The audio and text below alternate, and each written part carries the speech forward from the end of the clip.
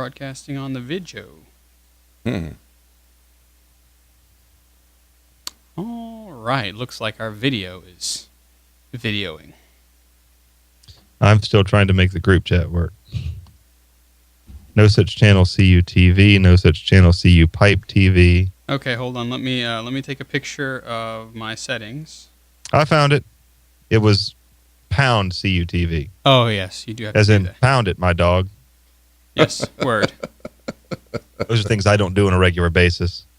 Yeah, and all dog the kids pounds. here, when you fist bump, they insist on blowing it up. Oh yeah, no. I don't like that. That's very gauche. It's very down market. It is down market. It's very frustrating. Goodness. Yeah, the first time I saw that, I thought, hey, that's kind of cool. And then everybody does it, and I'm like, okay, enough. Yeah, it's less exciting now. You're ruining it. Yeah, exactly. A fist bump is adequate. Yeah. Oh, now I've got to adjust the settings because it looks My stupid. camera's a little close. Yeah, back it out of there. The Windows theme. Why do I have to have themes? Oh, I think that's something maybe they've started here. Teams? Smooth I don't operator want theme. teams. There you go. Minimal mod. That makes me happy. Minimal. That's what we're shopping for here. I guess that works. You want me to come in there and You can if you want. I just it seems to me like you're farther back in the shot than I am. I'm very close. I just don't want to. Well, let me come in there. I'm going to be off mic. it's not bad. That actually, I just didn't have enough headroom. I think that might be good. I think. All right. Yeah, I mean, if you want to look. See. Wait, I may have broken it briefly. Let's fix it. Fix it. Yeah. There we go. Yeah, I was at the top of the frame, so I didn't. I would personally tilt down a bit. Yeah, go for it. Okay. All right. And I see a little bit of glare. Oops. If you can turn that one way. Stupid full screen isn't fixed yet. It's not good.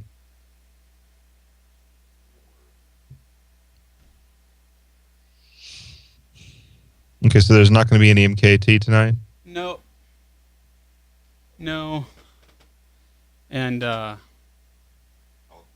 not really sure where Kathleen is either. Well, she'd better be here. She anchors number 4. I don't know. And I'm going to dump some discussion items in for 5, 6, 7, but I'm not going to actually write anything. And a 5, 6, 7. Go! So you're just going to have to... Does that work for you? Well, actually, I'm going to dump 5 for tonight. Yeah, that's fine. Oh, yeah, it's going to have to be. what's going on down? Oh,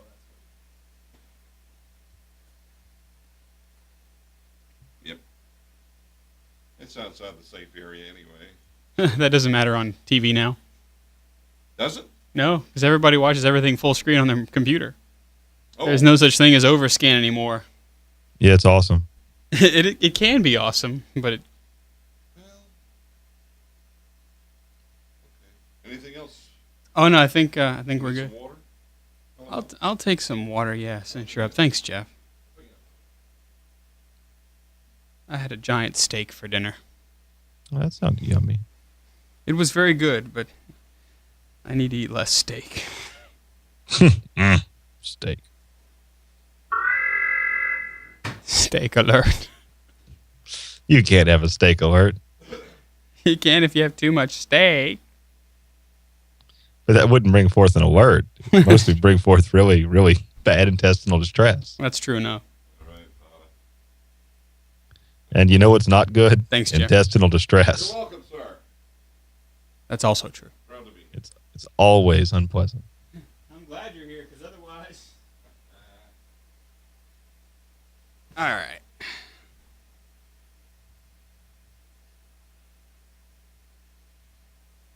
Looks like I'm also running camera this evening, so...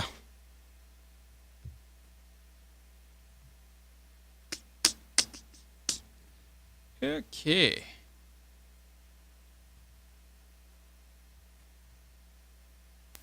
All right. Well.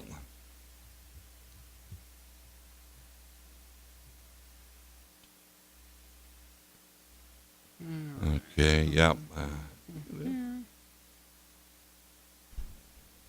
By the way, nice job. I was bragging on you, Oh, Father really? Ryan, about the great job on the post Oh, yeah. for the YouTube feeds.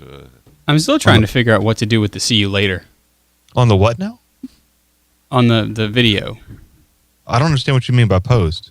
Post-production. Post-production, yeah. I didn't do any post. No. I was complimenting Father Chris. Oh, okay. Uh, You said great job, Father Ryan, on the post. I had no idea what you're going for. No, he was using you as a comma splice. I see. There we Okay. go. Now I'm with you. Splice. I agree. The post looks great. So, oh yeah, we're good time wise. Certainly are. So let me ask you about TMR 1013. Yeah. Mm-hmm. Because I obviously that person, I don't even know if it's male or female, Female. has been following for a while. Yeah. All right. Well, at least as long as I've been pastor. Wow. Well, that's great. She's one of my parishioners. Oh, okay. Excellent. Good. Her Well, nickname, by the way, is Too Much Reggae. No problem. Man. my. Hey. Yeah. Irie. Everything's going to be Irie. It's Irie. Overstand. Okay, I've got to. Trek movie reboot. There's nothing good from a Trek movie reboot. Where? What? She says TMR. I always choose 3 random letters, Oh, but a Trek movie reboot is pretty much an evil. I wouldn't want anyone to be me. saddled with that horrible, I think. Well, Except you know. J.J. Abrams, who deserves to be beaten with a stick. Yeah. Occasionally. Well, if you saw the last episode of Lost, you know the man really should just be beaten on a regular basis, just to prevent him from doing more damage. I didn't, and I followed that because my daughter was really into it, and we would have the Lost weekends. We would get together and catch up, and I didn't get to see the last season, period. So You really didn't miss anything. okay, Ladies and gentlemen, Kathleen Lizzle. Faith Ninja. That's right, she's here. Word. We'll just let her get situated If anything, and her Coca-Cola, Sprite, Her pop. oh, Pop. her pop, Hey, how's your pop? her Coke. No, you don't use Coke for that. You use a pop or a soda. Soda. Or if you're in Jersey, a soda pop. It's true. Yeah. Everything you've said is true. I try.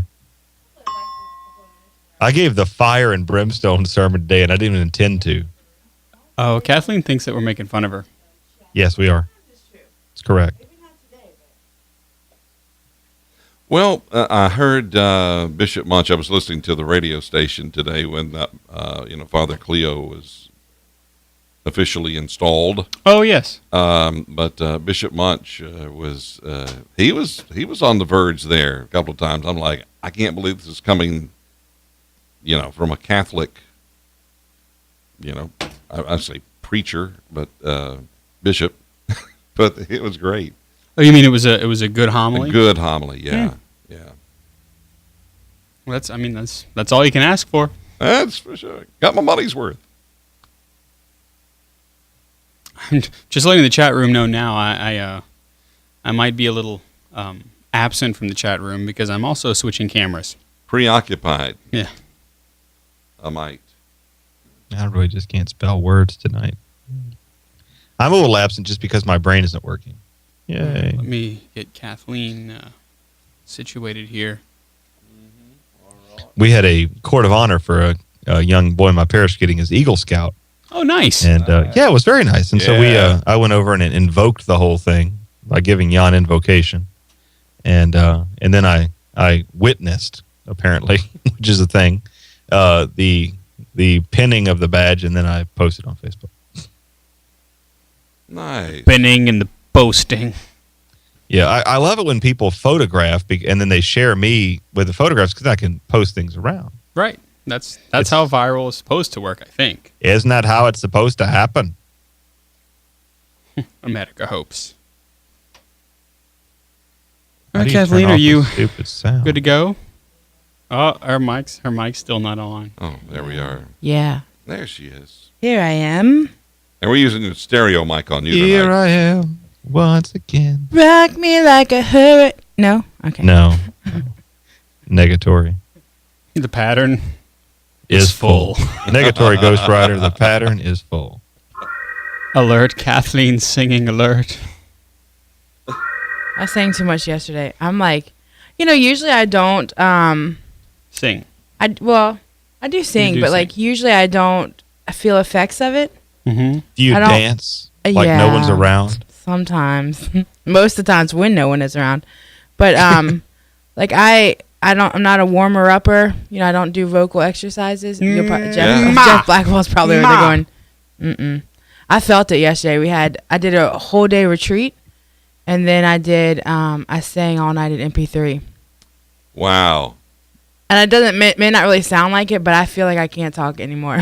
Oh, I wow. feel like I'm like, it's a labor. Years ago, when I was in television audio, and Father Ron, you remember the audio carts system they used in radio, and they used it in television as well to play back. Just like, these are short carts, like they were 60-second or 2-minute. So you could put various cuts on there. I mean, you're talking about the VHS tape, No, it's strictly audio. In fact, it was 1/4-inch audio tape. In a right? Well, plastic. but you would use it was the size of VHS tape, and you put it in the 8-track system. No, it wasn't. It wasn't. It was a 1/4-inch tape. Did I say half? Okay. A 1/4-inch tape. I don't remember those days. Okay. And anyway, it was the size of an 8-track. If you've ever seen one of those. But anyway, the news people have to come in through the audio booth where I was, and then they had a little announcer's booth right to the side. And one of the guys, every time he would come in there, he had this exercise he'd go through. He'd go A, E, and he's just really projecting I. He'd go through the vowels and sometimes W. And run the scale and stuff. Then he would do his VOs. So. Yeah. When you were talking Okay. about warming up the voice, I've never warmed up my voice unless I was kind of a little under the weather. I always did in high school, like when I was in choir in high school. But it Yeah. always aggravated me because I'm the kind of person who doesn't like I don't like practice. Yeah.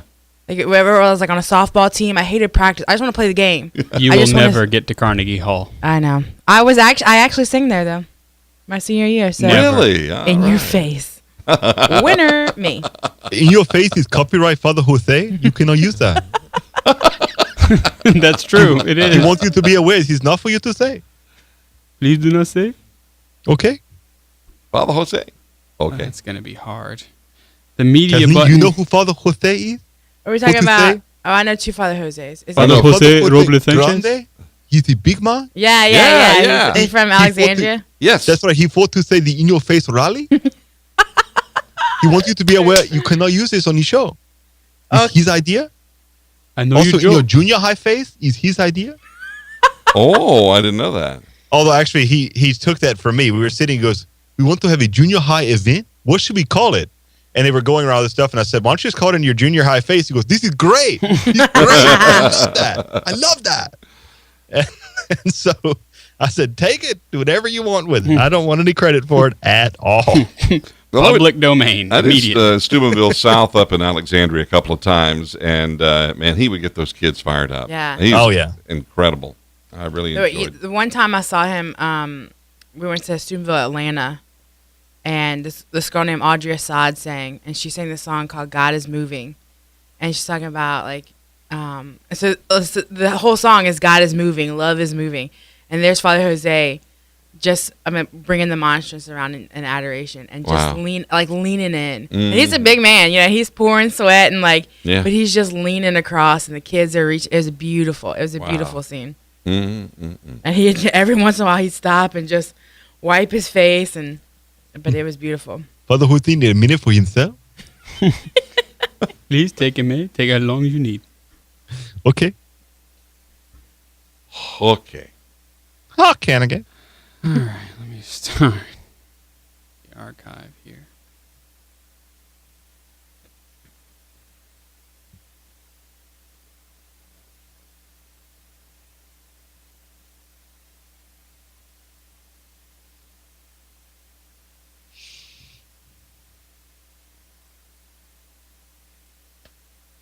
We okay, never mind. False alarm. All right. I enjoy doing that with you. That's great. I had fun. It was great. Yeah. Good for you. You're a sweet kid. Keep it up. Here's some rock candy. I'll be on your way. I'd like some hard candy from you, please. What's your occupation? I'm a gunfighter. No, that's different. That's hardened.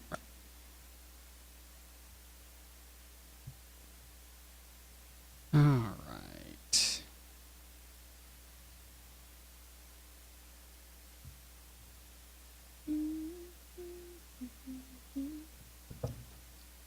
Oh, from last week's show, Father, I like that that wide shot you had taken with Kathleen's camera. You know, when you inserted it, yes. and you were talking about. You said, let me just get up here and show you what we're doing.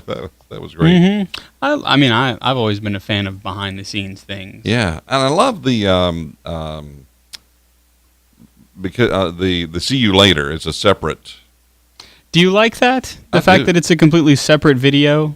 I Because do. it's It just surprises me. Yeah. it's just the way that I've had to edit it, because since we're getting ready for the move to television, Yeah. I just go ahead and edit them separately because I can do one while I'm working on the other. I really like it because you don't have to wait for it to upload or download rather or scroll through it. You Oh. just go right to it. I don't know. Yeah, I mean, I'm fine with that. But It was really kind of pragmatic, and let's just run a poll on it, or just run it up a poll and vote on it. yeah. I usually just ask Father Ryan what he thinks. Father Ryan loves or hates whatever it is you're talking about based on his own preferences. That's why I usually ask him. What is it you're talking about? I was busy looking at something in the show. Keeping the show notes, or rather, keeping the see you later video portion separate. No, I think it's a fantastic idea. I mean, I He spoke earnestly. Earnestly. think he's lying. No, he does think it's a fantastic idea. Okay, to release them separately. Yes. I mean, I think the audio should be combined, but the video makes sense to have two separate segments. Okay, that's fine. It's also going to be a lot easier if people want to syndicate it. That's true. Yeah. From the Catholic underground. So there's that. Yep. And so on. I don't know why I'm checking my Facebook on my phone when my computer is right in front of my face. Okay. You're a strange bird. It's okay. I know. You know, And I don't know. Kathleen Von Strangebird. That's what we call her. Joss. Word. Okay, so MK Ultra is not going to be here. Well, My not little yet. Facebook page is up to 345 likes. It's very nice. Oh yeah. We're doing good. We're happy. Unfortunately, there's a weird bug right now, so Buffer app is not working on posting to Facebook pages. It's an odd bug. There's so many jokes. I know. That different than me being an odd bird. Yes. Okay. Completely and utterly different. Those are two different Because- things, Kathleen. Just In the checking. 20s, you're a bird, which is just a name for a girl, whereas a bug is a computer bug. Oh, doo-doo. I forgot to do it. Oh. So the Oh. Is Face- that bad? Do-do-do-do. Yes. And I hate that guy. Well.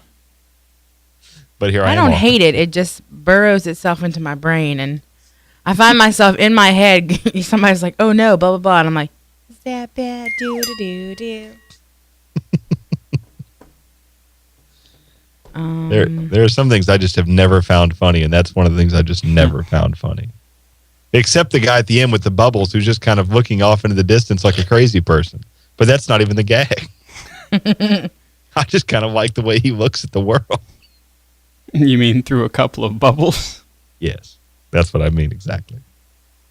I can appreciate that. Yeah, I can appreciate that.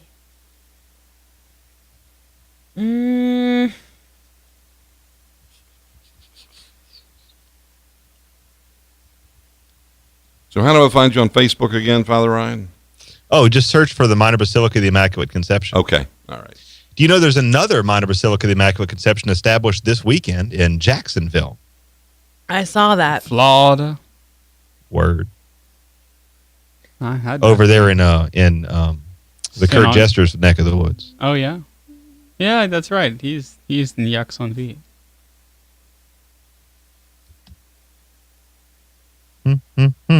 He is that bad. That's how it starts. Yeah. Well, I actually like when music gets stuck in my head. I've had Monty Python there all day. Mm-hmm. Also, I've been keep asking myself if I've got. You have a fish license? A fish license? My pet halibut, Eric. Eric is a stately name for a fish. Yes, especially a halibut. From the Catholic underground. Trying to decide which one of these I like best. Well, you mixed them up last week, which was kind of cool. But From the Catholic underground. I don't exactly remember what I did last week, oh, but it was good.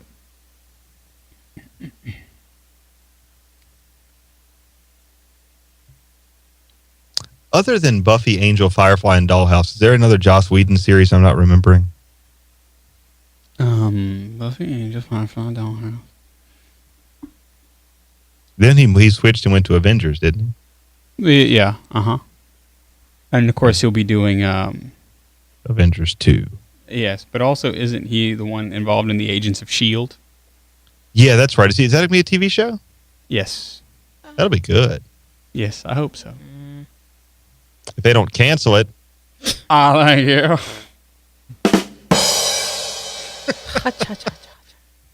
Ha-cha-cha-cha. Oh man.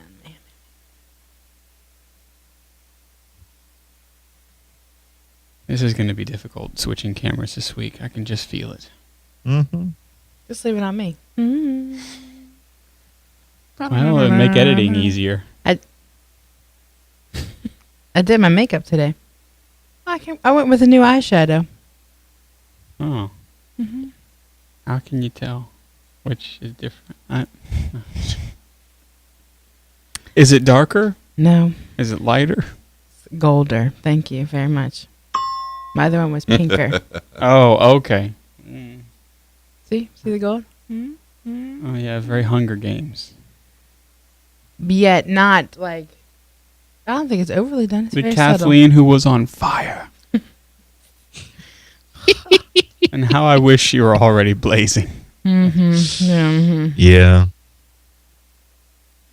Well, if I could get Lenny Kravitz to come in and just be cool in my general vicinity, that's He pretty is much all pretty you cool, need. man. Even with gold eyeliner. I mean, that's all the dude did in the entire movie. Just sat there, was being cool. With gold eyeliner. Yeah, just with makeup, going, "Hey, what's up?" Hey, Actually, girl. that particular character might be the most true to the book. Yeah, Senna. besides Plastic Teeth. Well, I don't Gail? know. I think No. in the book, and I He know we does don't have have time to one. chat about it. Senna really was trying to express his hatred for the games from within. Yes, absolutely. Like he was Mhm. making a statement, whereas Lenny Kravitz was just like, "I'm cool, Hey, y'all. and I want to make you cool too. How you Right. doing, girl? Yeah. Yeah, it's cool." Caesar Flickerman was the one that Oh, was yeah, the most yeah. true. Perfect. That was, yeah. Pitch perfect. It really makes me mad when they show like the three, Jennifer Lawrence and the two boys, whatever their names are, No. PETA and Peta and the other one. oh, but, you mean real people? Yeah, but in Sorry, real I'm not life, smart.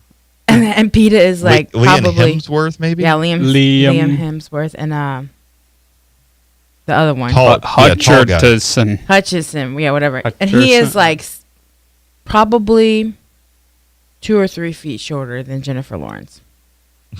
Yeah. Is You Wow. mean PETA is? You know what? I just realized we're less than 5 minutes away from the Oh. top of the hour. Thank you for saving us. I don't know what I was thinking, but I guess we should pray. let's do a little prayer. Yeah, sure. Okay. In the name of the Father, the Son, and the Holy Spirit, amen. Almighty God, we give you thanks for the gift of this medium, for being able to transmit your gospel through the air and over the internet.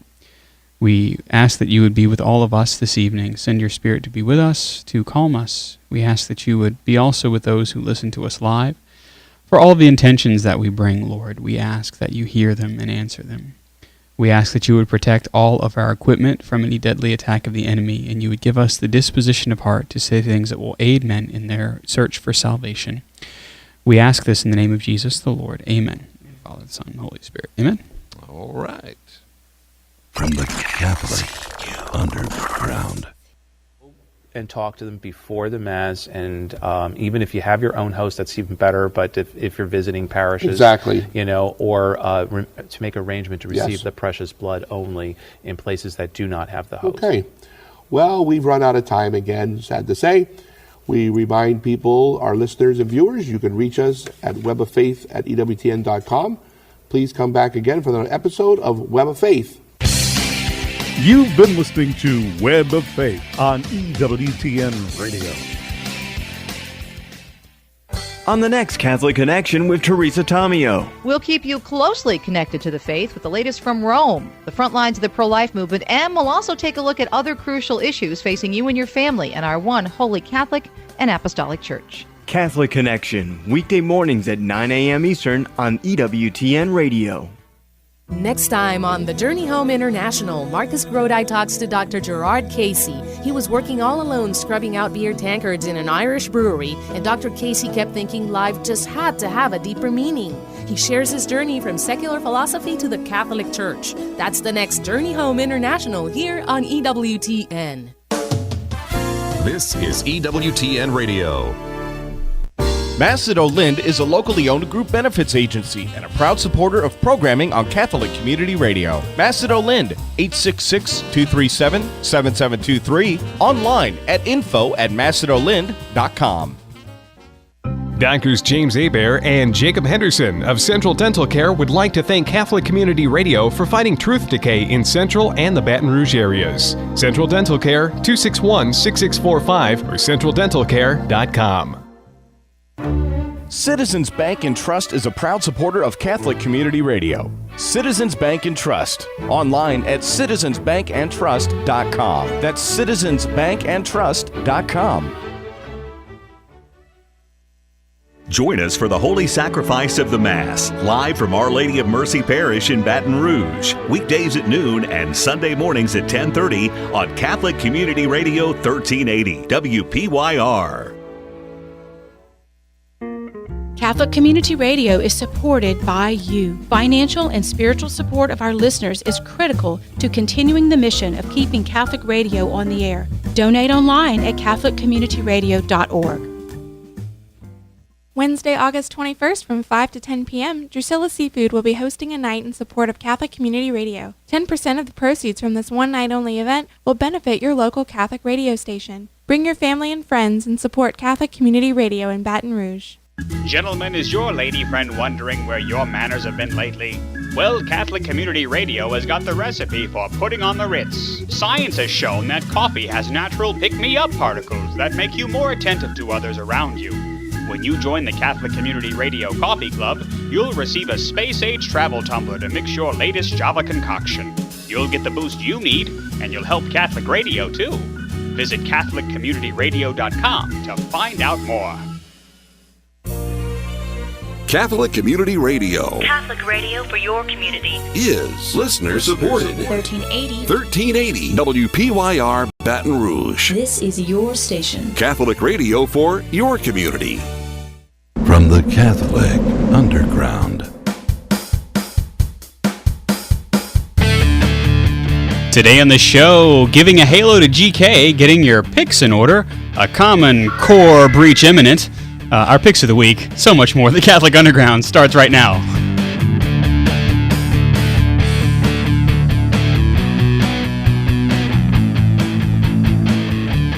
Alrighty, it's time for the Catholic Underground, so come out of engineering, won't you? We're your weekly Catholic guide to the digital continent. It's episode number 238. I'm Father Chris Decker. If you're listening live, you can join us on CatholicUnderground.tv and get your chat on. A special welcome to all of our listeners around the world on the radio, on the internet, and all points in between. Joining me this week, we've got Father Ryan Humphreys, who is the rector of the Minor Basilica of the Immaculate Conception in North Louisiana. Hello, Father. Hello, I'll be wearing command red this evening. It's good that we know that. Also, Kathleen Lee, a teacher at St. Joseph's Academy in Baton Rouge, Louisiana, and our resident faith ninja. Hello, Kathleen. Hello, everyone. Yes, indeed, Kathleen, it's good to have you. And Jeff Blackwell, who is the technical director of the CU. He's commandant, which is a rank of the Jeff Star 1 near-Earth orbit Bumblebee evacuation satellite. That's right. Yeah, Howdy ho, neighbor. We always wonder where the bumblebees are going. That's where they're going. Right there to Jeff's orbiting satellite. Oh, such responsibility. That's right. How they're escaping the atmosphere, we don't know. That's true. But one man who has escaped the atmosphere of this mortal realm is G.K. Chesterton. Yes. And there is some talk about him becoming a saint. Now, this is very interesting, Father, because the process has not begun, but everybody thinks that it kind of has, right? Well, it's certainly going around because the American Chesterton Society invited Bishop Peter Doyle of Northampton, England, to come over and to speak about GK. And of course, for those who don't know, G.K. Chesterton, Gilbert Keith Chesterton is one of those great intellectuals, authors, a man of singular wit. And so the Bishop of Northampton was speaking, and he said, I'm looking for a suitable cleric to postulate the cause of G.K. Chesterton, and everybody just went crazy. They went, what? Really? That's so great. I kind of like the idea. I mean, one of the reasons that I'm always careful about what I write and what I podcast, I always think, in the unlikely event that somebody were to open my cause, what would they find? Mm-hmm. Watch your words. That's right. But GK is pretty much out there. Everything that he believes or believed is there, right? Yeah, I mean, it's pretty much out there. I mean, he wrote extensive essays, books, gave a lot of interviews. Now, the one thing that we know, or that we don't know about him all that much, is the question of personal virtue. Right. People talk a lot about him. Of course, he was good friends with C.S. Lewis and J.R. Tolkien. And so they talked a lot about he kind of was a slobbish guy. He was a big kind of oafish fellow, gentle and sweet and wonderful, but also had a very acerbic wit and had no problem whatsoever calling someone out and saying, well, Mr. So-and-so is an idiot, but probably a good-natured one. So we don't know that he was a man of great personal virtue. And so whoever the cleric is who's going to have to postulate the cause is going to have to do a lot of research because, again, most of the people who knew him personally, well, they're dead. That's true. They're presently dead. And it's interesting because that's actually one of the important bits of discovering more about somebody whose cause is up for sainthood is you do have to discover whether or not they were men or women of virtue whenever the cameras or their books weren't turned on them, Yeah, absolutely. That's really the great question. It's not just whether they said good things. That's right. It's whether they really lived a saintly life. Do the girls over at St. Joseph's Academy learn any of G.K. Chesterton? Not presently. I studied him a little bit in college, but we don't have any like philosophy classes or anything like that where we could go into detail. But I bring him in a couple times, in my class, quote wise, just kind of quote and quotables, yeah, that sort of thing. So we thought maybe we'd ask really quick, why do we love G.K. Chesterton? Because he really gets a lot of play, especially if you happen to be following the Catholic spheres on Facebook, because he's very quotable, right, Father? Oh, he is. He's his nickname is the Apostle of Common Sense. Because he has all these brilliant little one-liner things. For example, one of my favorite quotations: "Don't tear down a fence until you know why it was built."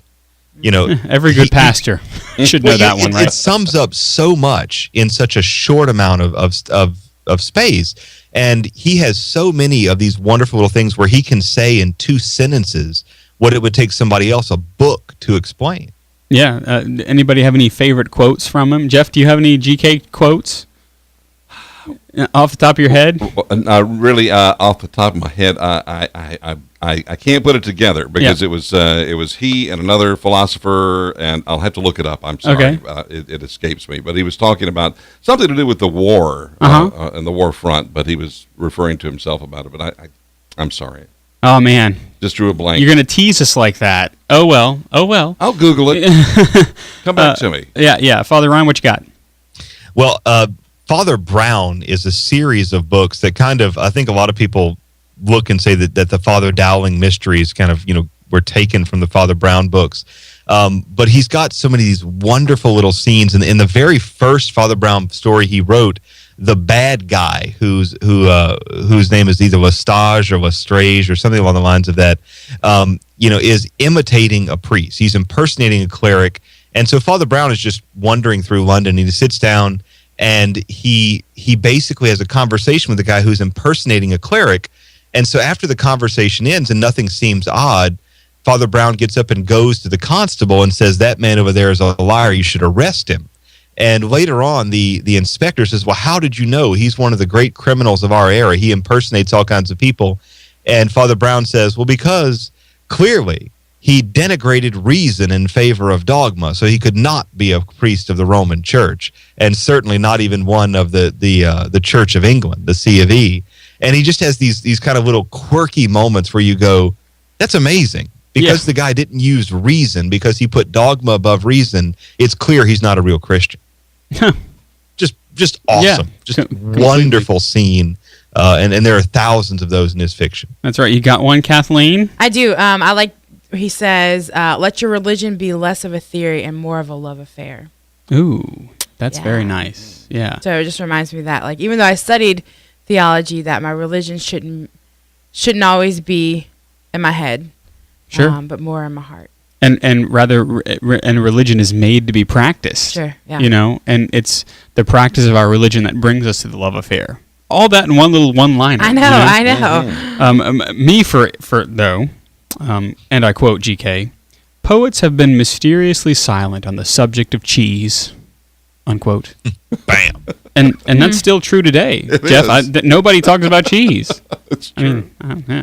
He also said, and this is one that's quoted often, "A dead thing goes with the stream, but only a living thing can go against it." And, how profound. Yeah, and so it's kind of talking about us as Christians, right? Exactly. Specifically. Yeah. That if we say we're alive, well, then we're not going with the flow of the culture. You're right. That's and then of course. One of his most famous quotes is, "The Christian ideal has not been the Christian ideal has not been tried and found wanting. It has been found difficult and left untried." Yet again, one of those moments where we go, GK, you might be onto something. The things that make you think. And Father Ryan clued me into a short video this week of G.K. Chesterton accepting an honorary membership in a Catholic organization. And I don't know, if you've seen pictures of G.K. Chesterton, you think he's a big guy, a like large 6'4", mustache and pipe and all those sorts of things. Pompadour. Yes, exactly. Coiffed hair and the whole thing. But Father Ryan, his voice doesn't seem to accompany that, does it? Well, no, he's got this wonderful, soft-spoken British voice, and even in the short video, which only has about, 15 or 20 seconds of his voice, there's even another quip there, and everybody in the room is just falling over laughing at something that's just such a simple little, it's wonderfully out of character. And that's the beautiful thing about it, is that we get to see a unique window in with video and with images. And so we never really can underestimate the power of the spoken word, but also the other forms of media that can help us to get to know a person. Almost as if it's important that we have video and audio together. I mean, I'm just saying.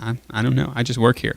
But then, of course, given the power of what photos and video can do, we have to keep all of those things on hand. I don't know about y'all, but I have quite a few photos. And so, Father Ryan, I know you do as well. But you've actually been doing a little bit of work, especially since you bought a new computer. I'm trying to get all of those things organized and reorganized, right? Yeah, I mean, it's for Mac users, there's iPhoto, there's Aperture. For anybody who buys a new camera, there's some kind of app that comes with that camera. If you really have professional photos, then Adobe makes Lightroom, the super high-end product. But I've got 12,000 photos, and so that's a lot of photos. It's insane. Ooh. And I mean, if I've got 500 photos of my nephew, well, how do I organize those? Because they've got my nephew, they've got my sister, they've got my brother-in-law in them. Yeah. and I just don't have enough time to sit there and tag every single one. Yeah. And while I'm using a cloud service, I've said before about a cloud service called Everpix. It's not easy. You have Flickr, you have G+, you have Shutterfly, and you have others that are showing up every day. Some of them cost money. Some of them have features you don't need. And so I found an article from Lifehacker this week that made me very happy about how a simple folder and file name system, if you're just a little OCD, like can you be are, just as good as any of the expensive programs. And yes, I'm a little OCD. So is it something that you can explain in short about how you have to name your files? Well, the guy basically decides, he says, look, let's just make some decisions. That's one of the hardest things about organizing anything. And he says there's some stuff that's just event-based. 4th of July photos 2013. Right. Done. And so he says, okay, if it's an event-based album, just name it 4th of July photos. But he says some other albums are tag-oriented. Maybe it's a work project. Maybe it's random pictures of the nephew. Maybe it's pictures of a church event or the St. Joseph altar. Or lots of pictures of Kathleen. This is my 1,000 pictures of Kathleen folder. But basically, he says you just need to make the decision up front. Don't try to do everything all at once. Say these are event-based photos or these are tag-based photos. Come up with a handful of tags that you really are going to go to and reference, and then just go from there. And if you need to make subfolders, make subfolders. But just do that, put it in Dropbox, and you're done. I'm afraid of this because, I'll start off with a great deal of, great system of tags and whatnot. And then before I know it, I've overthought the whole thing. And so I guess maybe the key is just to have a certain set of folders and a certain set of tags and go with them. Yeah, I mean, you'd have to make some decisions early up front for an organizational system to work. And so you'd need to come up with between 5 and 15 tags and say, this is it forever. Yeah. That's a lot of commitment. Well, if you're a little OCD, then your brain already works that way. And if you're not, then this just isn't the system for you. Yeah, you know what I do? I have basically a big unorganized photo roll. Oh, I know, it's terrifying. Yeah, but I know where the photos are by sight. And so I know if I see this photo about 6 blocks up is the photo that I really want. But your photo roll gives me indigestion just thinking about it. It's true. And it's as long as your large intestine, I believe. Probably. As things go. Yeah, yeah. So, man, that's something else. Now, Kathleen, do you do the same thing? I can tell, because I take all my photos from my phone.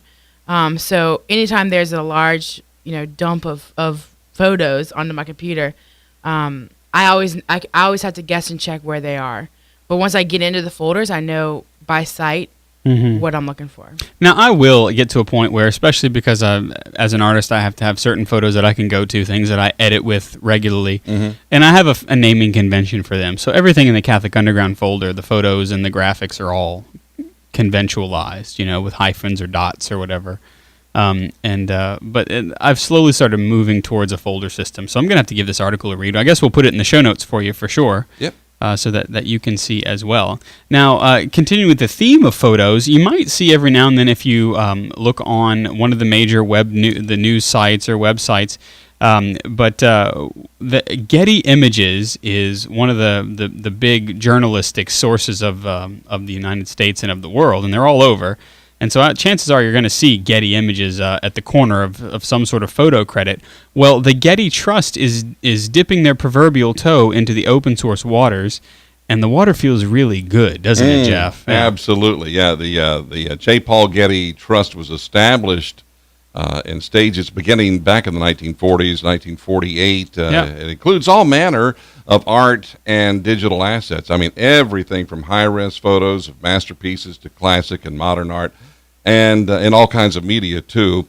I had a chance earlier during the weekend, I think it was yesterday, to kind of peruse the site. So check the show notes. There's a link in there.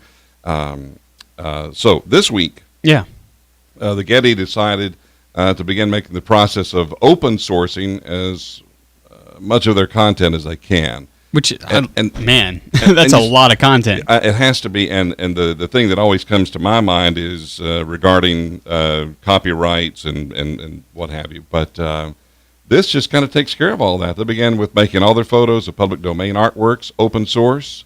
So I think it's profound. Actually, there's so much Yeah, it's something, Father Ryan, isn't it, when a content provider, somebody who's actually going out and getting the media, says, you know what? It's free now. Yeah. Yeah. I mean, that's a beautiful thing. Can you imagine if I don't know what one of the major like if Reuters did that? Yeah, I mean, it would be absolutely game changing. I mean, and the reality is that this Getty, kind of thing, this is going to be a game changer. Because, there's a lot of things that, when you have a feast like the Assumption comes up and you want to go grab that beautiful Italian icon you remembered seeing, well, you can't because it's illegal. Even though it was finished in 1420, you can't look at it because somebody took the photograph. Right. And the fact that Getty is opening this up means now that we have all this huge number of great, beautiful assets for the web and also for putting on posters, printing to canvas, doing anything we want. Yeah, I really like this idea. It's huge. So Father Ryan, you give this a yeah or a meh? Oh, I give this 2 thumbs way up.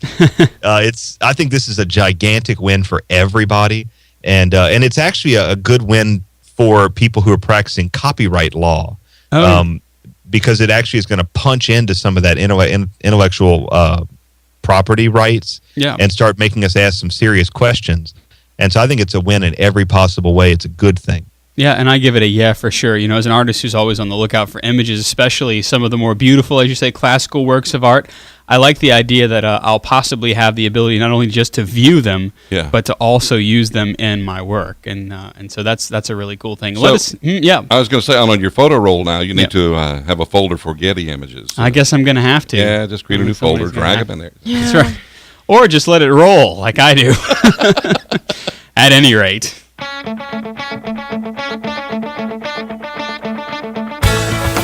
All right, you're listening to the Catholic Underground, brought to you live right here from the Catholic Community Radio studios. I'm Father Chris Decker. Alongside me via Skype is Father Ryan Humphreys. We got Kathleen Lee, who is typing away in the chat room because we can do that live while we're talking. And then, of course, Jeff Blackwell, who's over in the audio booth. Hello, Jeff. Hello, Father. Yes, indeed. We continue the conversation now, of course, with education. Now, Kathleen is an educator, and so that's why we flew her in special. Yeah, That's right. She's first class. Yeah. Education, of course, can and should be a contentious topic that people feel very strongly about because, well, it's very important. And right now, the biggest argument in our nation is wrapped around a new testing standard called Common Core, which, for me, I just think about core breaches. You know how many other people think that way, Father? No one. Are you sure, Kathleen? Trekkies. Trekkies. Trekkies. At any rate, but the Common Core is not the Star Trek type of core. No. Common Core is a form. Now, you're in a Catholic school, so it's a little bit different than public education. But are talks about Common Core working their way in? No, actually, no. I've not in our school setting, but I have my family teaches in the public school system. Yeah. So they're constantly talking about it. Yeah. But it hasn't quite made it into teacher speak. Well, I guess, Father, if we were to talk about what Common Core is, because, there may be some that are listening going, that sounds more like a warp core breach, but I don't know what it is. So a Common Core is basically... Common Core is simple. It's just a set of standards. It's in education parlance, the standards is simply a set of skills that a child is supposed to be proficient in. Oh, I see. And if they're completely proficient, then they get an A. And if they're mostly proficient, they get that kind of thing. It's a standardized testing standard. And so that set of skills can include math problems, reading skills, the ability to deliver a speech. And Common Core is just another in a long line of standards that states and federal government have encouraged for a long time. Something like the ACT, the SAT, the ASVAB, the Stanford, the NCAT, the LSAT, the GRE.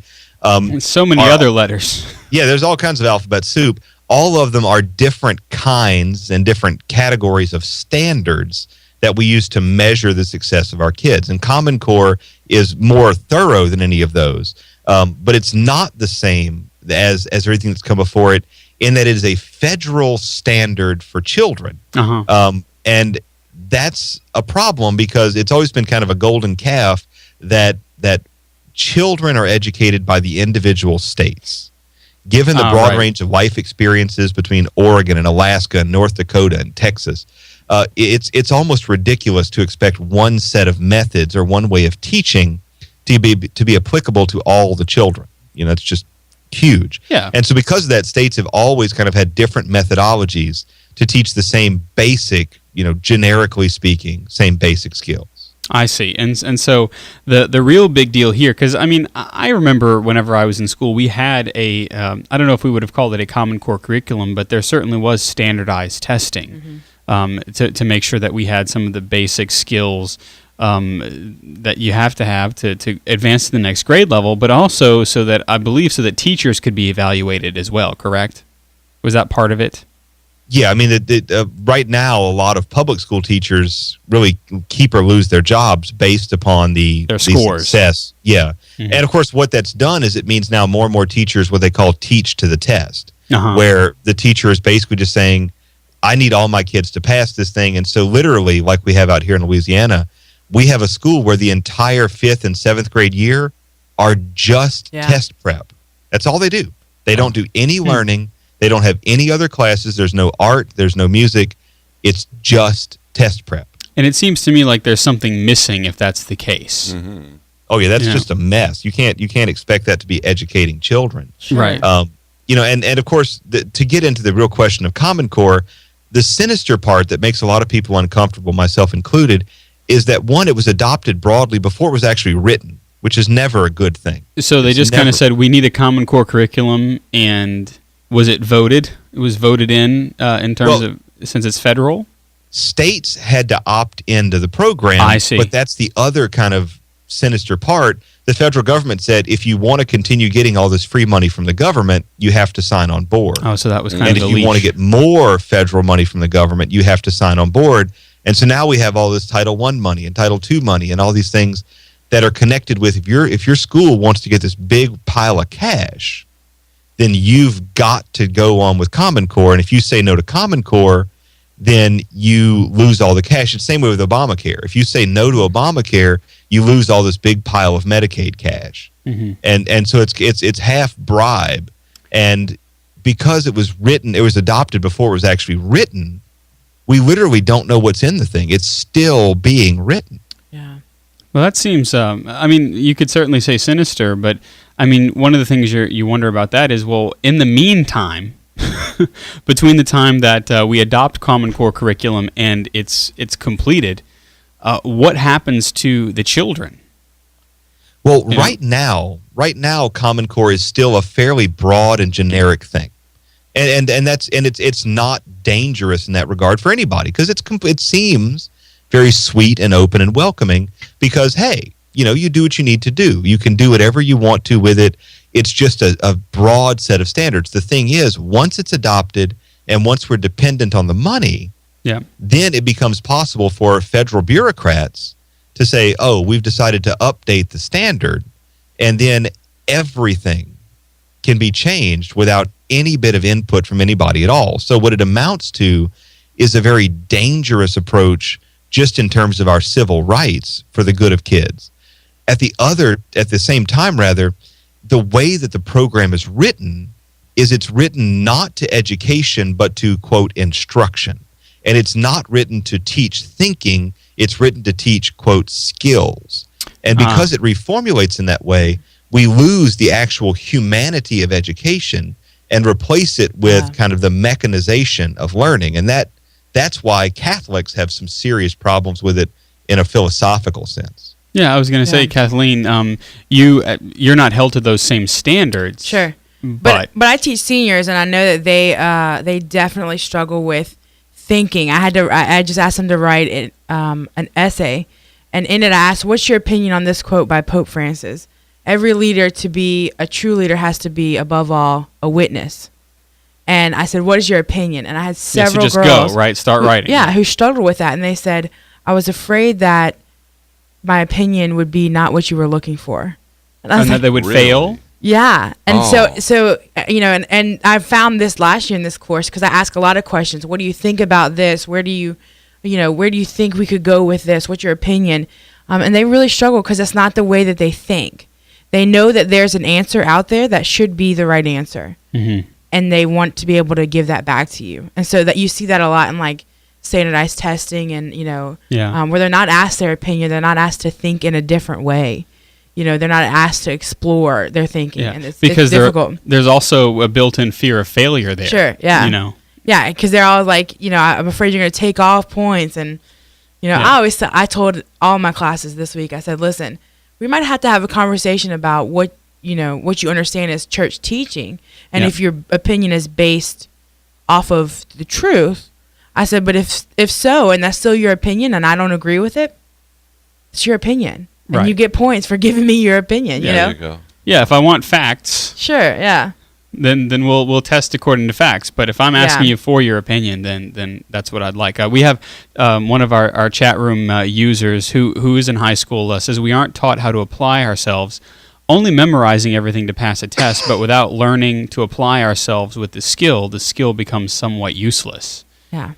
From the mouths of those who are in the midst of all of this, and that's the thing that worries me. Now, Jeff, when you were in school, there was no worry about any of this, huh? Way back in the 1900s. Well, I mean, you didn't have covered wagons. No, we did. Actually, we did have indoor plumbing, though. Oh, it's just, to me, it was more memorization, and there was, first of all, textbooks didn't change very much, and the encyclopedias in the library were our reference books. Yes. So it was, we were kind of taught just the facts, ma'am, and so. But now, one of the things that it seems to me about educators of yore is educators then took those facts and were then able to do something with them. They were able to be applied in some way, and the farther up you went. In fact, I remember even when I was in school, that seemed to be the case. We did a lot of memorization and things, especially in religion class with catechism, that sort of thing. But then we actually had exercises and activities, whether it was in sports or things like that, or science fair or American history fair, things like that, where they begin to be expounded. So Father Ryan, what you said really seems to make sense in that there seems to be a difference between education and instruction.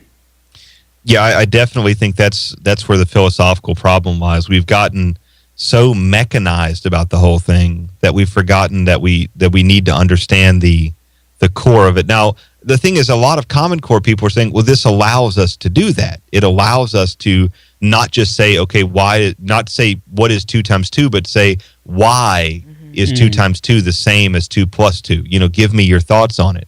And again, in theory, that seems like a good thing. Unfortunately, that's being used as a selling point, but it's not really something that's as built into the standard as a lot of people would like to think, But in theory, that's the ideal direction to go. So, is this really dangerous? It's not dangerous today. The difficulty is by doing this, we take the ability and the decision making out of the hands of local people and we put it in the hands of bureaucrats. And that's never, ever been successful in the history of our nation. Yeah. And, as it is, the United States educational system is not strong. Out of 65 nations, I think we come in somewhere like number 30. That doesn't put us, as the shining star, the shining beacon of educational quality. Which is really sad because we have so many well-educated, smart on their feet teachers, some of whom I know personally. And you go, well, yeah. Well, Father, we spend $150,000 per pupil of federal money to get a kid from kindergarten to 12th grade. $150,000 per child. And how much is a standard college? That's cheaper than college education.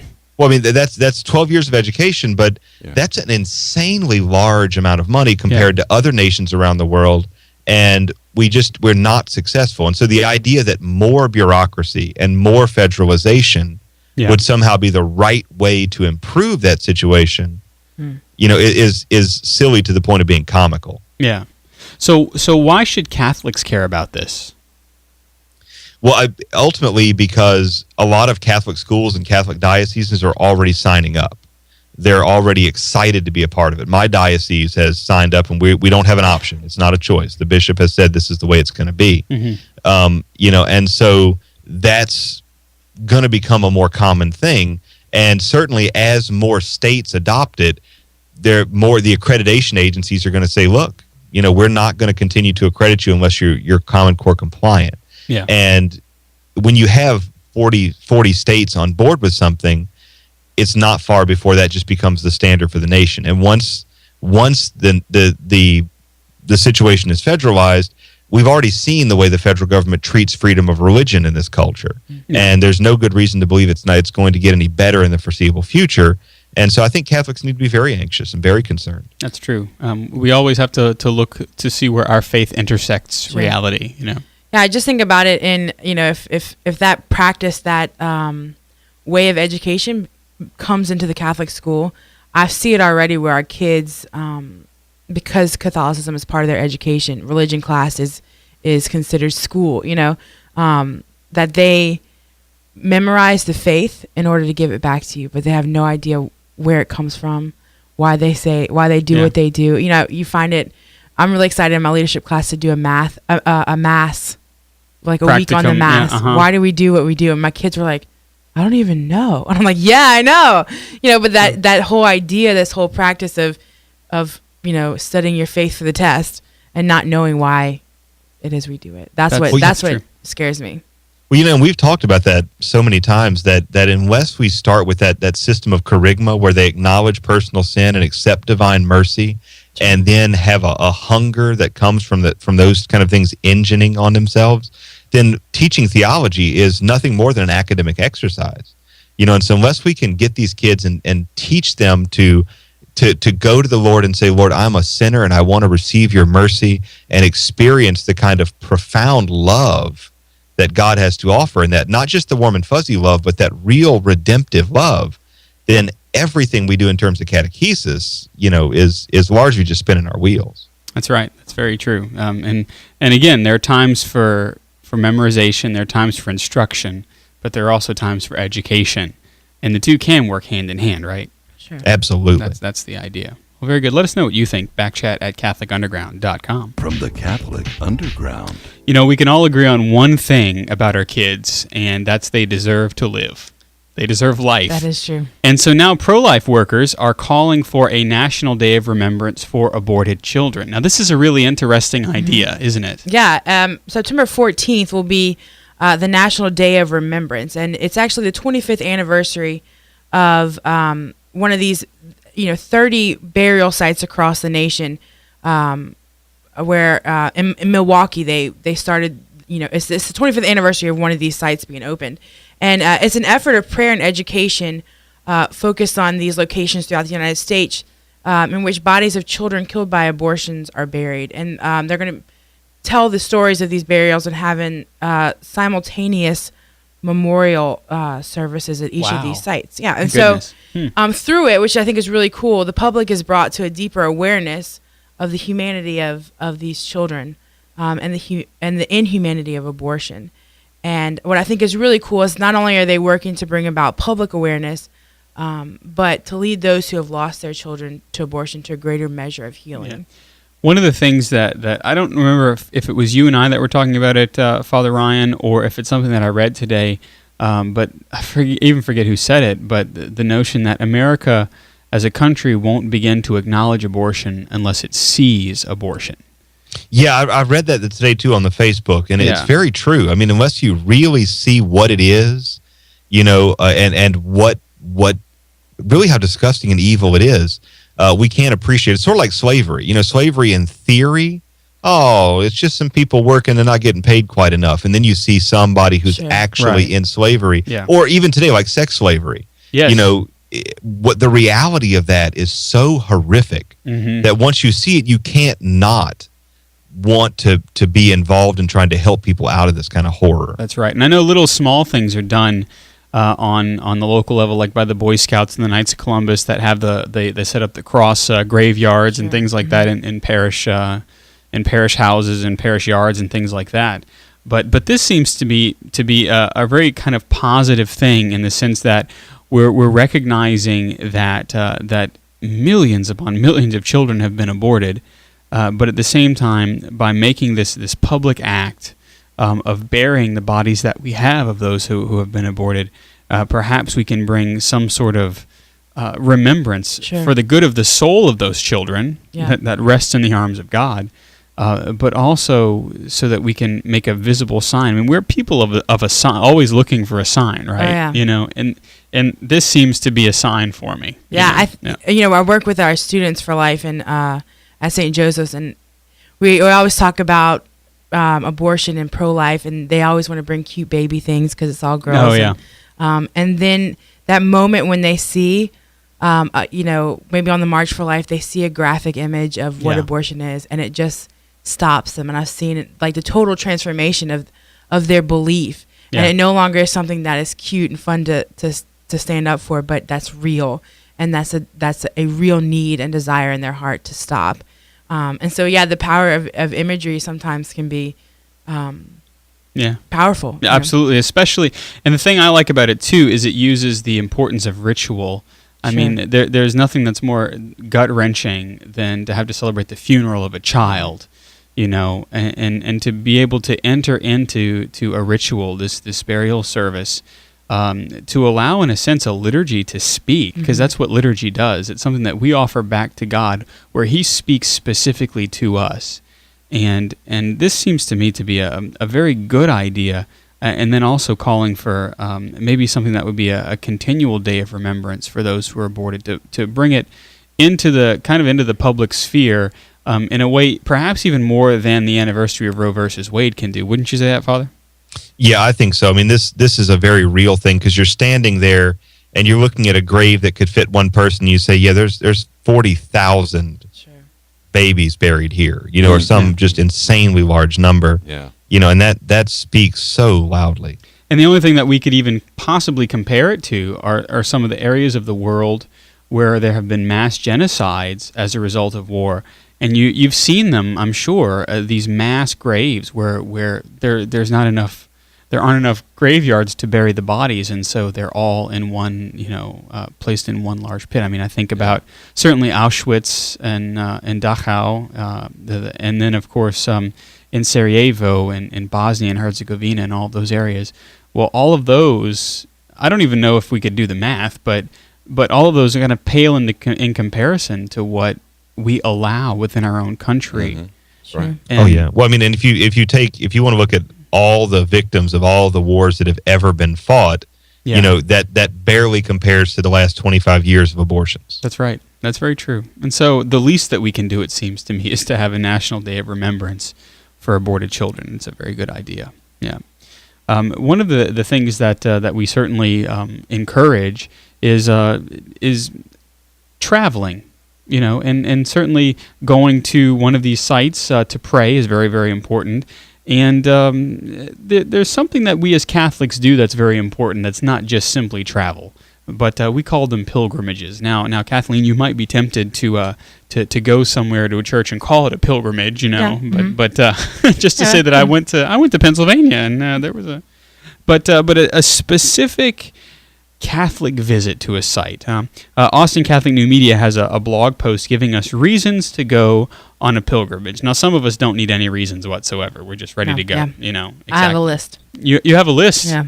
Really? Well, Like of pilgrimage sites that you want to visit? Yeah. Yeah. Mm-hmm. Kathleen's got a list. We might have to have that list because we love lists. When I become rich, I'll rich and famous. So like a bucket list. Yeah. That's right. A Catholic bucket list. There you go. There's the episode title. Kathleen's Catholic bucket list. So Cristobal Alamanza over at Austin Catholic New Media reminds us that one of the great traditions of the faith is to take a dedicated trip to a sacred location for the intention of spiritual growth and renewal, a pilgrimage, if you will. And Jeff, have you ever been officially on a pilgrimage? I haven't, and really, I know Manresa is close to our area. Sure. I have been, and I consider that a pilgrimage. It really is. I mean, so, but I haven't done that. And our dear friend Mike Norwood encouraged me several times. It's like, man, you got to come join us. It's great. Oh yeah, So. and that's a pilgrimage that has a retreat attached to it. Yeah, that's true. That's a very good point. And one of the beautiful things about the article is that Cristobal says that while we could join up with an official group, a pilgrimage site can also be something that's close to home and pretty easy to do. Yeah. Because the goal ultimately is to enter into a relationship with Jesus in a deeper way. And oftentimes when we think of pilgrimage, we think, oh, I'm going to Rome or something like that. Yeah, and I guess I kind of take that back because I have visited, it's like a day trip. Sure. To a church, but it was specifically to see the architecture of the church, attend Mass, actually go to confession at that church. So that's a pilgrimage. Yeah. Okay. Jeff, you've been on a pilgrimage and didn't even know it. We can go ahead and give you well, I can't do it now because naturally I've locked up my sound device. Oh, no. Yeah, it happens. Isn't that bad? Yeah, so... But at any rate, there are trips that are exciting and things like that, and we can get caught up in the moment of just the travel. But one of the things that Cristobal talks about is remembering to keep prayer at the center of our pilgrimage. Jeff, you said that you went to the Holy Mass, you went to Eucharist Adoration, you went to the Sacrament of Confession. Those are all things that are what are called for whenever we go on a pilgrimage, and it's not just simply making a visit for the architecture. But maybe to spend a little bit of time there on the campus. I've been to a couple of little pilgrimage locally myself in our own diocese. Yeah. Even just as a priest, I've kind of gone on my day off, kind of taken my collar off and wandered around and spending the afternoon on the campus of one of the churches of our diocese or at a holy place. Wow. Yeah. And just being able to be there, maybe bringing my breviary to do the Liturgy of the Hours there, or maybe, who knows, anything else that you want to do of a spiritual exercise. And it doesn't have to be Italy, which is good. Because it certainly doesn't have to be Italy. Remember that one of the primary purposes of pilgrimage is for indulgences. And that's unfortunate. You're not supposed to talk about that nowadays. But I mean, indulgences are really the raison d'etre of pilgrimage in the ancient world. Right. Yeah, they were a result of going to confession, receiving penance. And then you go on a pilgrimage to make good on what you've received from God, and also to eradicate that extra time from purgatory, right? That's right. That was the big plan. And of course, I'm at a minor basilica, which exists for the purpose of being a site of pilgrimage. Indulgent Central. Yeah, I've got 10 privileged feast days a year that are plenary indulgence days, and people make pilgrimage here all the time. And in fact, I just mentioned in the chat room in Rome in October of 2014, the Minor Basilica is going on pilgrimage, and anyone from the show who wants to come is more than welcome to come, or who listeners to the show will make the information available when it becomes available. But we're supposed to sponsor pilgrimages. We're supposed to be a site of pilgrimage, and so we can't forget that aspect of it. It should be a day of preparation. It should be a day of prayer. But if possible, remember, you can receive a partial indulgence just by reading Scripture in the church for half an hour. That's correct. So there's all kinds of indulgences to grab hold of, and really that should be an essential part of any pilgrimage, is some kind of indulgence. That's right. So maybe there's a pilgrimage site that's near you. If you read the article, we'll put a link in the show notes, and you're in the Austin area, Cristobal gives a lot of good ideas of what you might do there. But he also gives some national ideas, and maybe in the show notes we can put together a couple of little items for some pilgrimages in the Louisiana area, since a lot of you are listening to us from Louisiana. But we'll see if we can't do that. Let's see here, Father Ryan. I saw we just kind of bylined number 7 here in our list here. We're getting to the point where it's time to go to that section of the show that you like to push all your buttons for. CU Pick of the Week. Man, that was too long of an intro, Father Ryan. I was ready for you. Words. What can I say? We are smooth today. That's right. Yeah, we're kind of riding roughshod over our audio, but it's okay. It's it's I'm live, having folks. a good time. Yeah. So do you want to join us? Start us off with your pick of the week? I'd love to. I'm so excited. I absolutely can't stand it. There's a website called CatholicGentleman.net. It is a blog that endeavors to try to recover a little bit of that old world genteelness.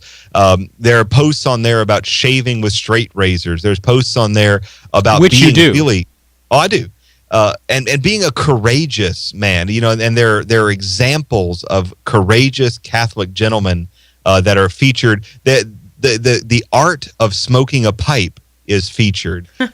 It's just it's a That's right, Kathleen. It's a wonderful website that tries to kind of recover a little bit of that gentlemanliness, that genteelness that the modern world has kind of squeezed out of so many men. I think I'm going to just go ahead and like this on Facebook right now. It's great. They have great infographics. I did earlier today. And I got to tell you, Father Ryan, that when I saw this as your pick of the week, I thought maybe it was a dating site for Catholic, single Catholic men or something. But it isn't. But it really is, like, genteel is a good way to put it. It's so nice to have discussion from guys besides something besides sports. So I really like it. And of course, it makes sense to me because really part of being a human being is recognizing those things that make us authentically human. And then you begin to join that to your Catholic faith, and there's a real connection there. I know, Father Ryan, I remember you telling me one of the reasons that you started shaving with a straight razor is because you wanted to do more human things. Yeah, I felt like everything in the world was so mechanized and so fast that this just struck me as a good thing to do, and I've thoroughly enjoyed it. It's a wonderful kind of human thing. So could shaving with a straight razor almost be a level 12 geek alert? I think it could be, sure. Level 12 geek alert. We'll just go ahead and call it now. There it is. Bam. That's right. Kathleen, maybe you could start a website called The Catholic Lady. I was totally just thinking that. Yeah. I like this. I really do like this. It's a cool this site. blog. Huh. I mean, even for being a lady, this is pretty cool to read and say, like, man, there are guys out there that. Yeah. This is the kind of guy I want. Yeah. And that's what I was about to say is maybe it's good for somebody like a Kathleen who's always on the hunt for Mr. Catholic right. A gentleman, of course. I don't know if you're on the hunt. Are you? No, I am perpetually. That's right. So hey, any listeners? What's up? But this could be a good idea to read this blog and to use it maybe as kind of a thought well, it's just process. a good idea to know that there are guys out there. I mean, there's one I'm just looking at it right now that says dress up for mass, and I'm like, oh yes, like that's what I like. I love when guys come to church and they're dressed up like that means something, because in the South, I was talking to a priest friend of mine, and he was struggling with his parishioners, and they're like, well, I can't come to mass on Sunday because it was hunting day, and in the South, guys are notorious for having excuses like that. And so to have a guy come to mass, dress up, and be that visible sign of, I'm here and this is important is cool. Absolutely. So CatholicGentleman.net. We'll make sure we put that in the show notes. Kathleen, your pick. Oh, my pick. Yes, Audrey Assad is a beautiful, beautiful Catholic musician, and she released her third CD called Fortunate Fall. It came out earlier this week on the 13th. Her music is just really chill, and definitely all about worship. It's profound. It's based on scripture, and it's beautiful. Now she's gotten a lot more artsy in this third one. She's always was she acoustic? She plays piano. Oh, okay.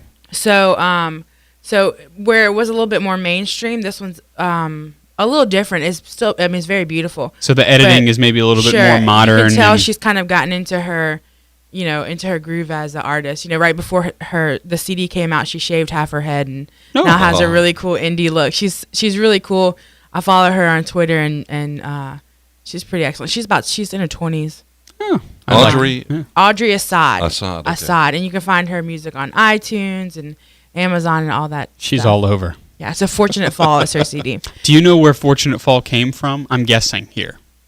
I read something about it. I would say it was Adam and Eve. Yes, that is correct. I'll give you a Catholic hint. Rejoice, heavenly powers, sing choirs of angels. Although it may be different now because of the new translation of the Roman Missal. Yeah. That my favorite part, Father Ryan, you know where I'm going with this. I do. My favorite part of the Exultet on the Easter Vigil. O happy fault, O necessary sin of Adam that won for us so great a Savior.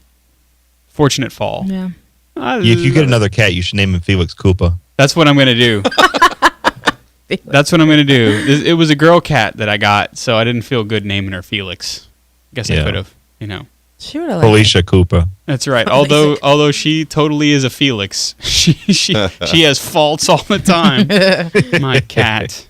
Yeah, so Audrey Assad's Fortunate Fall. Very cool. I'm going to have to check that out because I've heard you're like the 17th person in the past 2 weeks that's mentioned her. She like her. We were talking earlier. She's the one who was singing that song "God Is Moving." I'll have to bring it to you. And just so moving, but so simple music. It's something you could put in the background as you read. As you read scripture or you read your daily prayer, or it's something that you could, that you could actually actively pray with. It's beautiful. Well, that's nice. I appreciate more than. That's one of the things I think that Catholic artists are getting right.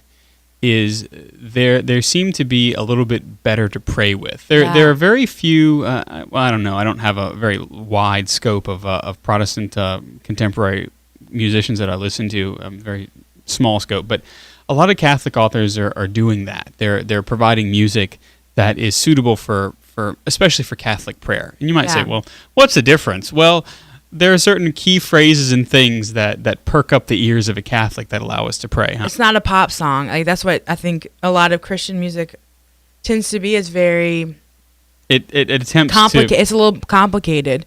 Something that you have to listen to be able to go, okay. But her music is just so simple and just beautiful. She has a beautiful voice, and it's just something that lifts you to the angels. And Jeff is always looking for a gift for his lovely wife, Diane. Oh, yeah. She love it. It's beautiful. Yeah. So now you've got her birthday already. Got that covered, yeah. That's right. So how about your pick of the week?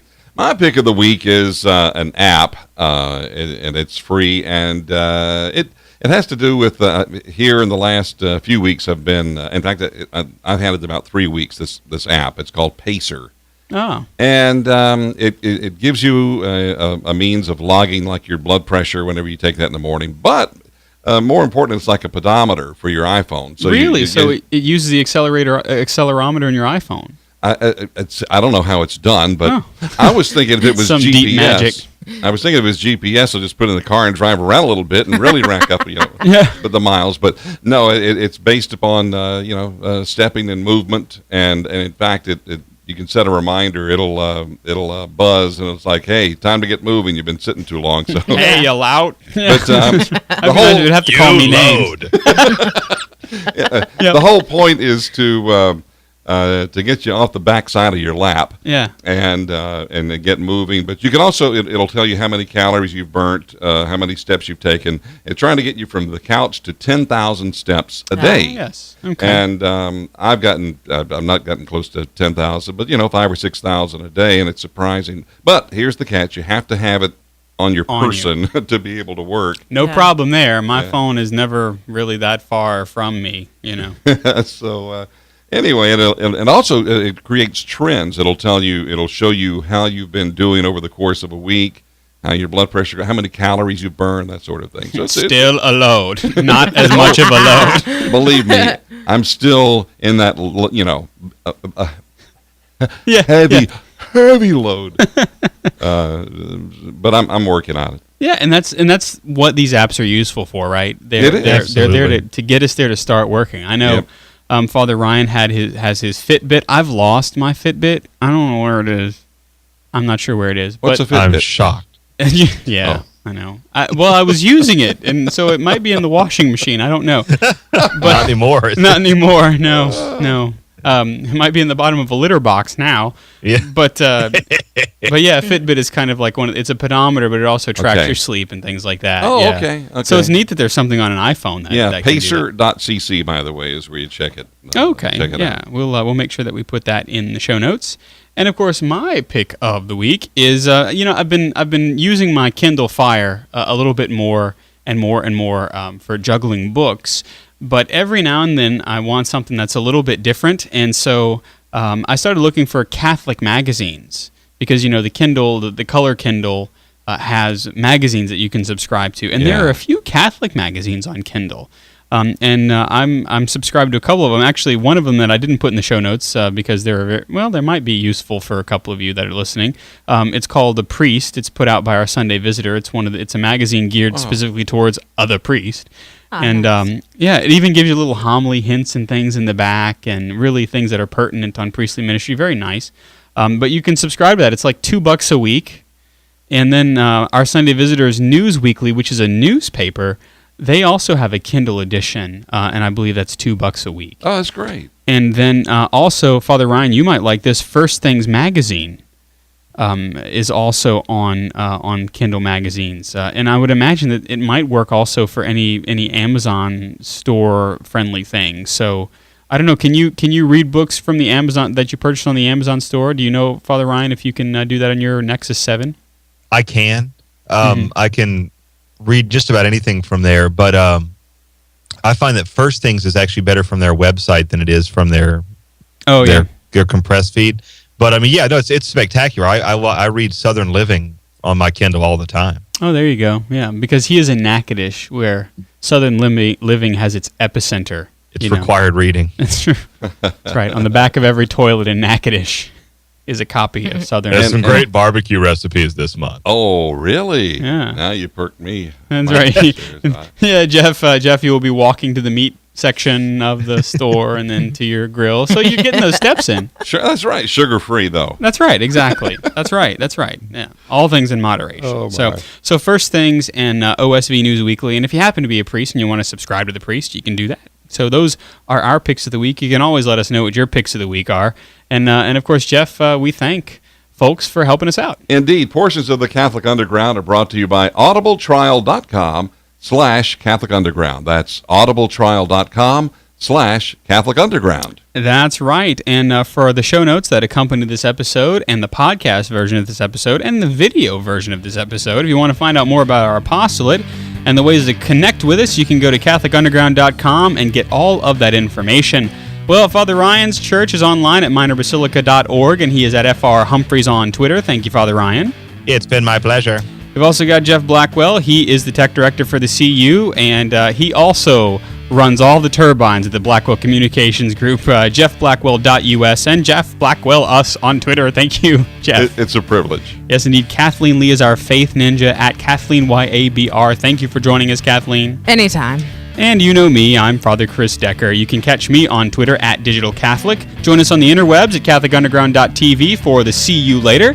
Thanks for tuning in and hanging out with us on the digital continent. We're Catholic Underground, we are Faith Gone Digital, and we will see you next time.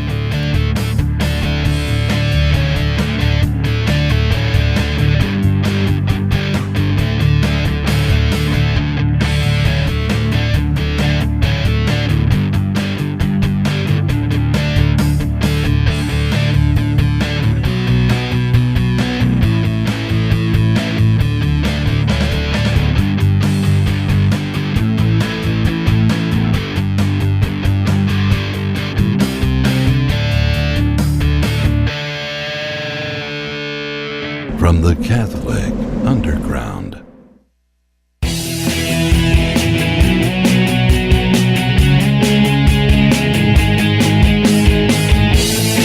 Well, it's the See You Later, which is this thing that we do after. Yeah. If you've been with us this long, you know we still don't know what it is. I'm Father Chris Decker. Got Kathleen Lee over there in the chair right next to me. Yeah. Although through the magic of television, it looks like she's very far away because we're on a like I'm in a whole nother room. It does kind of, doesn't it? A little bit. That was intentional. But look, I'm right here. Yeah, that's set right. design. She could just, I was I was stretching, and of course this is only if you're watching us on the video, but I was stretching, and the camera was on Kathleen, and I was like, oh, am I in her shot? Because I came awful close. Because, you know, that's kind of one of the things that we do whenever the camera's not on us, and we do have to pay attention to that sort of thing, is we got to, we cough and pick our nose and things like that. So. Sneeze. That's right. Oh, speaking of it, Jeff Blackwell, he's over there. Hey, Jeff. Hey, good to be here. That's right. On the See You Later. By the way, Kathleen, I like your shirt. Oh, thanks. I don't know if you can see that on the camera, but... I wonder who designed that fabulous shirt. Wait for it. Okay, there it is. Nice. Did you do it? If I ever find out who designed that fabulous shirt, I'm going to buy him dinner. Would you? And then call him again. Would you be buying yourself dinner? I would. Hello. Hello, sir. Hello. I'm calling myself. Yeah. And then Father Ryan Humphreys. He's here too. Hi, people. Via Skype. Still there. That's right. I just realized that I was doing this great video gag and I wasn't live. And, yeah. So I'm switching video tonight because Mary Kate is in Chicago. What? Oh, all right. Well, oh, yeah. Whoops. I'm not very good at this. Sorry. Yeah. But it's cool that you can switch cameras from your iPhone. It is kind of cool. I'm glad, because otherwise, if I were trying to do it on the computer, it would be horrible. Oh, it would be terrible. Yeah. So yes, is there anything pertinent to speak about on the See You Later? We were a little choppy, a little. I know. I'm sorry. No, I think all of us were a little choppy. I'm completely exhausted. Yeah, it's been a long week, and there are pastoral situations in the parish that I get phone calls right before the show, and so that's weighing on my head. That'll throw you off. It does kind of throw you off a little bit. In fact, people often wonder. They say, and I don't know if you get this, Father, but how can you do what you do? You baptize a child in the morning, and then you're doing a funeral in the afternoon, and then you have to go meet with a family in crisis. How do you do it? Mm-hmm. And the simple answer is we just do. Yeah, I mean, it's been an incredibly long week for me too, and I've got a longer week ahead, and you just deal. You take situation by situation, and thankfully the training of priesthood makes things that seem overwhelmingly and impossible. Like how do you even begin to talk to somebody who's just lost a child or something like that? Yeah. And it's true. It's overwhelming, but thankfully the training of priesthood allows you to know how to deal, to know what to say, or know what not to say. And so something that if I was completely green walking into a situation might just ruin my entire week, thankfully as a priest I have some idea, of how to deal with whatever situation comes up. Yeah. And as priests too, we have to believe that whenever we're counseling somebody, we actually believe in a bigger picture. Even though you can't show that to them at the moment when they're in crisis. Part of the thing that keeps me going is saying, well, we have a Savior, we have a Redeemer. Yeah. And you may not quite know it right now just yet at this time of grief or what, but He's there. And so even if I'm just here, I'm going to try and be that guy. I'm going to try and stand in for Him so that that there's somebody there. There you go. So, yeah, and that's it, and that's all we can do. So that explains some of the chop. I know I'm exhausted. And listen, it wasn't until I probably when I was 52, I come to realize I would, and I probably said this before, but I'll say it again. I've had one of these, or maybe two in my life, where I really felt like God spoke directly to me, to my heart. Yeah. Because I wasn't even praying. I was just walking down a hall, and it was just all of a sudden it was felt like a tap on the shoulder, and it was stop worrying about stuff that hasn't happened. Yeah. So I've kind of learned to all I can do is I'm given one breath to the next, and that's all I can deal with anyway. That's true, because otherwise your lungs would overexpand and you'd probably hyperventilate. Yeah, and blood pressure couldn't handle that. That's true. That's true. That's very true. So Kathleen, 2 weeks in now? I feel like I literally feel like I'm at December right now. Oh, yeah. Oh, my. The girls have only been in class for a week. It's been an incredible week, but I exhausted. Mm-hmm. Yeah. Schmalsted is what I like to say when I'm really tired. But yesterday we had a beautiful day. We had student ministry retreat. Oh, so you really were busy because you also went to the youth event. Yeah, so student ministry retreat. I was there at, I had to go drop the puppy off, Chunk, in the morning. So that was 6 o'clock. He doesn't have a pedometer. No, I had to drop him off. He has a petometer. Sounds like a radio show. Chuck in the morning. That's right. But anyway. So it was 7:30 to 3. Came back, went straight to MP3, was there and picking up until 2. And went out to my grandparents this morning. And now I'm here. Yeah. And school in the morning. But yeah, we started. It was a beautiful day yesterday. We put in about 30 minutes of adoration into the retreat, which was something new for our girls. That's awesome. And how'd they grok to it? I was nervous, but it was beautiful because I said, find a place in the chapel. We were at Rosaryville. They had this beautiful chapel. Yeah. And in Ponchatoula, Louisiana, and I said, find a place where you're comfortable. I said, you can come as close to Christ as you want. And I had girls that were like trying to get past the altar rail, you know, and and you could just tell, and it was short and simple. I had some girls who were really emotionally moved. They were, you know, I was like, is there something that you're struggling with? No, I've never experienced being that open before. And I was just like, wow. It was beautiful. And some of them I said, well, you know, if you want to experience this more, there's adoration tonight, and it's going to be pretty awesome. Some of them showed up at MP3. So it was beautiful. And I was just like, okay, God, like, thank you. Thank you for today. Indeed. I had an interesting thing happen this morning. You know, one of our professors, Father Ryan, used to always say, and we used to just roll our eyes. He says, you know, God always happens in the interruptions.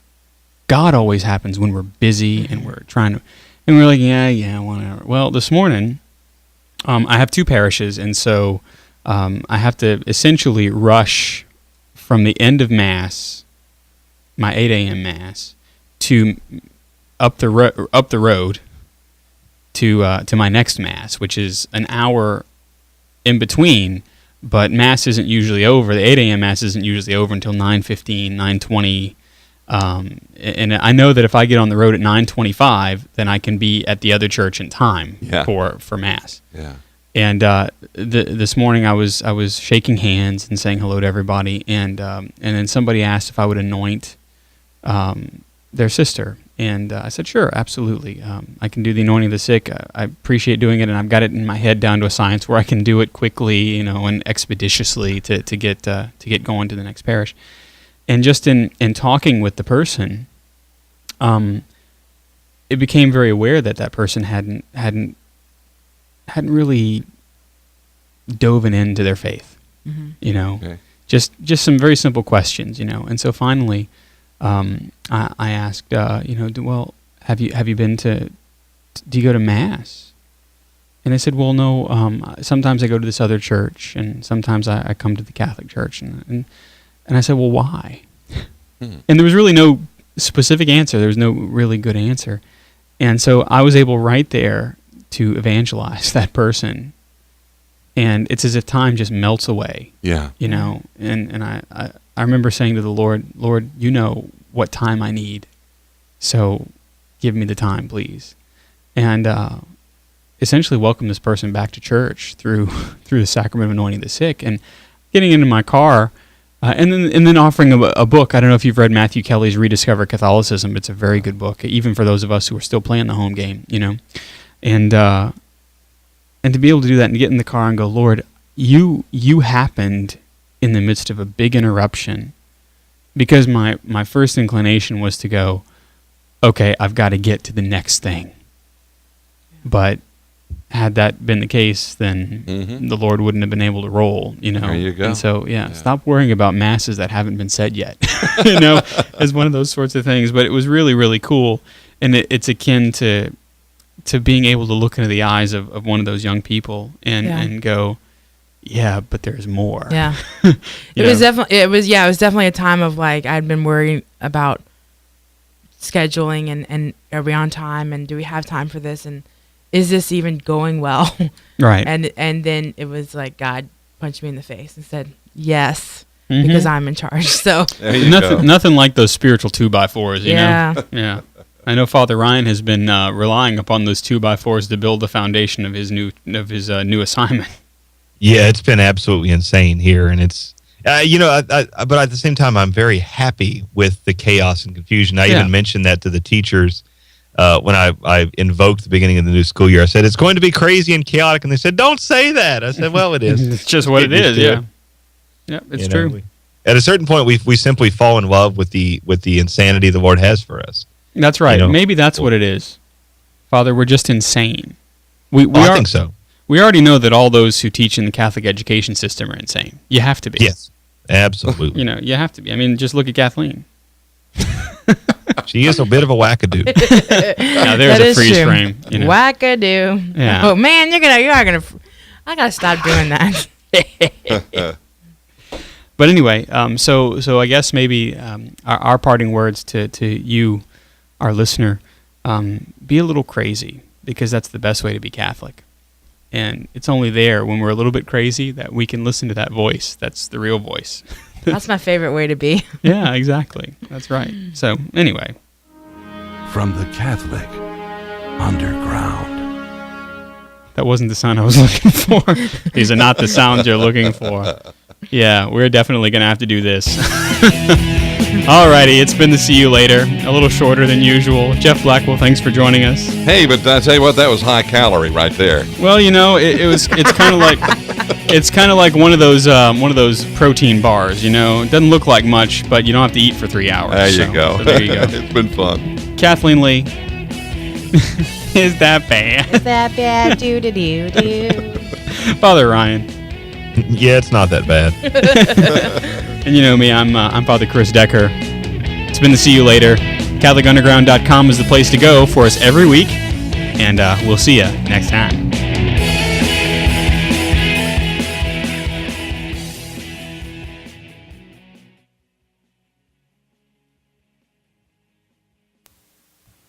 Those of you listening to us on the audio and the video, we thank you for your presence. I'm going to go ahead and turn everything off this night, and so we'll see you next week. Thanks as always for joining us in the chat on audio and in video.